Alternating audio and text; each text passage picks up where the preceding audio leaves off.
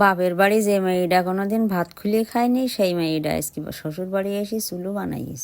তাও আবার যেই সেই ছিল না, টাইলসের চুলো।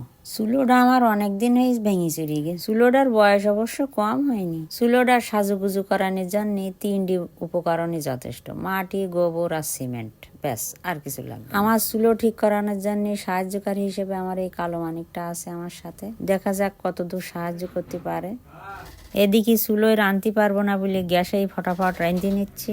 চুলোর পুরো বডি পানিতে আগে ভিজায় রাখতে হবে ঘন্টাখানিক। তারপর 3টি উপকরণ একসাথে মিশাই ভিতরে আর বাইরে সব প্লাস্টার করেছি। সেটা আর আপনাদের ভিডিও করে দেখাতে পারলাম না কি করে করেছি, কারণ আমার 2 হাতে এত কাদা ছিল। আমি বলেছিলাম না আমার কালো মানিকটা আমার সাহায্য করবে। আমার চুলোর উপরে সুন্দর করে সব প্রিন্ট করিতেছে। যাই হোক, এবার আমি হামানদিস্তির ডাটা দিয়ে তাই চুলোটা এরম পিটোই নেব, তাহলে একটু মজবুত হবে। এই হামানদিস্তির ডাটাটা আমার দাদিমা কবে মারা গেছে, কিন্তু হামানদিস্তির ডাটাটা আমার কাছে আছে স্মৃতি হিসাবে। এইবার একটা করে হাঁড়ি পাতিল বসাই দেখবো সব ঠিকঠাক আছে কিনা। মনে হচ্ছে কোনো অসুবিধা নেই, ঠিকঠাক মতন হবে। সেমিফাইনাল কমপ্লিট, এইবার হচ্ছে ফাইনাল লুক দেব। ফাইনাল লুকের জন্য শুধু সিমেন্ট আর টাইলস হলেই যথেষ্ট। সিমেন্টটা পানি দিয়ে একটু গুলিয়ে নিয়েছি।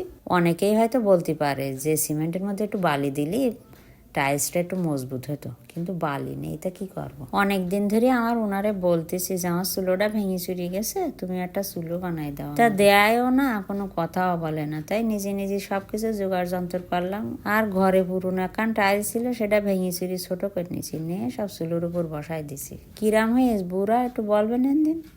দেখিছেন যন্ত্রপাতি না থাকলে কি হয়, হাত দিয়ে বানাতে গিয়ে হাতের অবস্থা কি হয়েছে। অনেকক্ষণ ধরে হাত ভিজে আছে, তো সবাই যখন ঘুমায় গেছে রাত 11টা বাজে, তখন আমি চুলোটা বানাইছি যেন কারোর কোনো ঘুমের ডিস্টার্ব না। এত সময় সাথে থাকার জন্য ধন্যবাদ।